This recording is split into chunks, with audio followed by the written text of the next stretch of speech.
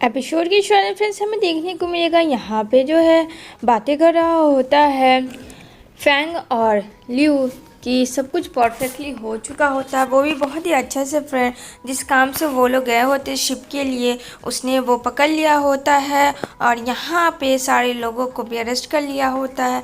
यहाँ पे कहता है अब हम लोग एक्सप्लेन कर सकते हैं सामने में यूजी के। तो कहता है लियो ऑफिसर की बॉस अब तो सारी चीज़ हो गई है ना, अब तो हम लोग के पास प्रूफ भी है यूजी के नाम पे, तो अब तो अरेस्ट हम लोग कर ही सकते हैं। तो यहाँ पे वो बोलता है अभी सही वक्त नहीं आया, मैं बस सही वक्त का इंतज़ार करूँ। अरे फैंग सही वक्त के चक्कर में ऐसा ना हो कि तुम मर जाओ और तुम्हारी हीरोइन भी मर जाए, उसके लिए पता नहीं सही वक्त कब आएगा। यहाँ ऐसे ही अभी बहुत मुसीबतों का पहाड़ टूटा हुआ है डोंग पे, जो कि अभी तक फैंग को पता भी नहीं है। यहाँ पे कहता है बस एक बार थोड़ा सा शॉर्टकट हो जाए मामला, मैं चाहता हूँ तो फिर मैं सारा चीज़ क्लियर कर दूंगा। But he killed the Dong family, मुझे इसका रीज़न जानना है कि उसने डोंग फैमिली का मर्डर क्यों किया, आखिर क्या बात थी, इसे मैं पहले हैंड ओवर करना चाहता हूँ। तभी यहाँ पे लियो कहता है ओके बॉस, लेकिन मुझे आपसे एक बात कहनी थी। तो कहता है तुम्हें मुझसे क्या बात करनी थी। यहाँ पे फ्रेंड वो चाहता था कि बता दे डोंग के बारे में, क्योंकि अब उसे बहुत ज़्यादा डर लग रहा था, क्योंकि अब तो यूजी काफ़ी ख़तरनाक हो चुका होता है। उसने तो इतना बड़ा कांड किया होता है ब्लैक मार्केटिंग वगैरह का। यहाँ पे कहता है कि वो मिस डोंग, तो कहता है क्या वो से वो ठीक तो है। कहता है हाँ हाँ वो ठीक है, बट वो जो है सीक्रेट में थी, एक यूजी के जो भी उनका काम था वो चाह रही थी कि वो सीक्रेटली काम करे और वो आपको ना बताए।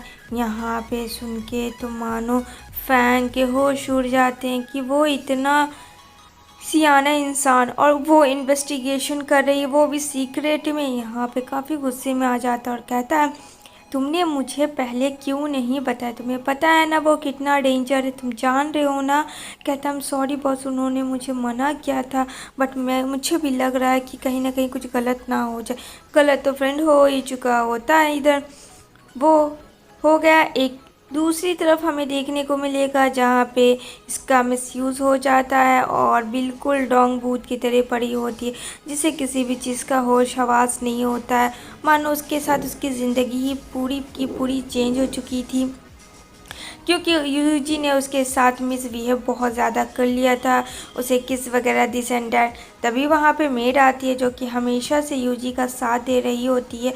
वो कहती है ओह मुझे बहुत अफसोस हो रहा है, मैं क्या करूं, लेकिन हाँ तुम्हारे साथ मुझे लगता है ऐसा होना चाहिए, क्योंकि तुम डिज़र्व करती हो। तुमने जो है मेरे यूजी का बहुत ज़्यादा तुमने दिल तोड़ा, वो तुम्हें इतना केयर किया, इतना तुम्हें रिस्पेक्ट किया, और तुमने क्या किया, मतलब उल्टा ही वो जो उसे है ना खरा खोटी सुनाती है यूजी को लेकर, क्योंकि यूजी को फ्रेंड्स वो कुछ ज़्यादा ही मानती है। यहाँ पे बोलती है मेरा दिल तो कर रहा कि मैं तुम्हें जान से मार दूँ, वो तो शुक्र करो कि उसने तुम्हें छोड़ दिया।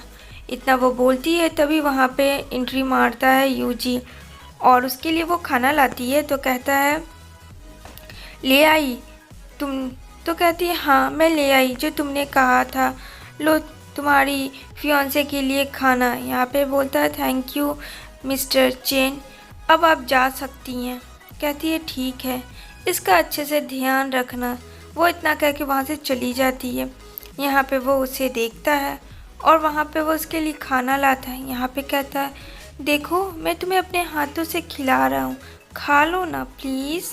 वो यूजी लगता है साइको इंसान है फ्रेंड्स। यहाँ पे तो वो उसे देखना भी पसंद नहीं करती है। यहाँ पे कहता अगर तुमने नहीं खाना खाया तो तुम्हें पता है तुम कैसी दिखोगी। अभी शादी है हम दोनों की कुछ ही दिनों में, और ये शादी में मेरी ब्राइड अजीब सी दिखे, मैं ये बर्दाश्त नहीं कर सकता हूँ। मेरी इतनी क्यूट सी वाइफ इस दिखे। यहाँ पे फ्रेंड्स वो कुछ नहीं बोलती है। फ्रेंड्स जाहिर सी बात है, इंसान जिसको लाइक करता है एंड देन ये सडनली मिसयूज़ कर देता है तो उस पर क्या बीतता होगा फ़िलहाल तो डोंगी जान रही है।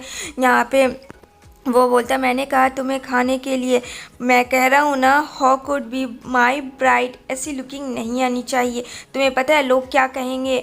हाँ और मैं यहाँ का फिर अभी सिंहासन में सारा चीज़ अभी मेरा भी होगा, वो भी तो मुझे देखना और तुम्हें भी तो देखना, तुम्हारी केयर भी तो करनी मेरा फ़र्ज़ है ना। मतलब कि उसके साथ इतना कुछ करके एंड देन कहता है कि तुम मेरी बीवी हो, दिस एंड डैट। तो यहाँ पे वो एकदम से साइलेंट हो जाती है। फ्रेंड्स ये बहुत ज़्यादा इमोशनल सीन्स है, ये खास करके गर्ल्स के लिए। तो एकदम वो उसे देखता और कहता है कि देखो मैं ज़्यादा प्यार नहीं कर सकता हूँ, तुम्हें पता है ना मेरे में इतनी कैपेसिटी नहीं है। अगर तुमने खाना नहीं खाया है तो what I will do next step, you don't remember that. याद रखना जो मैंने अभी कल तुम्हारे साथ किया है वो तो कुछ भी नहीं, उससे भी बुरा मैं कर सकता हूँ। यहाँ पे वो उसे घूरती है फ्रेंड और कहती है क्या कर सकते हो इससे ज़्यादा बुरा, बोलो। व्हेन डिड यू स्टार्ट डॉटिंग मी, मुझे ये जानना है। यहाँ पे कहता है तुम जब अंकल के साथ नैन मटक्का कर रही थी तो शक तो मुझे तुम पे शुरू से था, और मैं शुरू से जानता था कि तुम और अंकल के बीच में कुछ ना कुछ तो ज़रूर चल रहा है। अरे भाई ऐसा अंकल में क्या है जो मुझ में नहीं है, मुझे समझ में नहीं आता। जब मैं छोटा था तो सारे लोग फैंग को ही प्यार करते थे, यूजी को नहीं। रीज़न होता ना फ्रेंड्स, दो बच्चे में किसी एक बच्चे को बहुत ज़्यादा प्यार, उसमें कुछ क्वालिटीज़ होते हैं, एक में नहीं होते हैं। यहाँ पे कहते हैं ग्रैंडफादर जो कि इस बुढ़ाओ अब इस दुनिया में ही नहीं है, वो भी उससे चाहता था, मुझे नहीं। जबकि मैं ग्रैंडफादर का हर एक वो काम करता था जो वो मुझे बताते थे, जिस तरीके से मैं सब कुछ करता था, लेकिन फिर भी जीतते जीतते मैं हार जाता था और फैंग जीत जाता था। हमेशा मुझे लोगों ने फंसाया। ग्रैंड माँ, मेरी माँ ने, मैं अपनी माँ से भी भीख मांगता रहा मुझे ये पोजीशन दिलवा दो, लेकिन मेरी माँ ने भी मेरी नहीं सुनी, मेरी किसी ने नहीं सुनी। सिर्फ़ और सिर्फ सुनी तो किसकी सुनी, फैंग की। इसलिए मैं उससे बहुत ज़्यादा नफ़रत करता हूँ, नफ़रत। और मुझे ये नफ़रत कब बदल गया मुझे भी नहीं पता। यहाँ पे कहती है डोंग तुम बहुत बुरी तरीके से फंसोगे।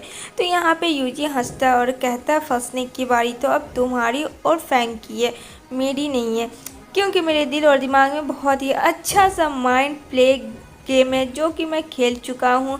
और अब इसमें सारे लोग एक एक 1 बाय 1 करके एंट्री ले लेते हैं फ्रेंड।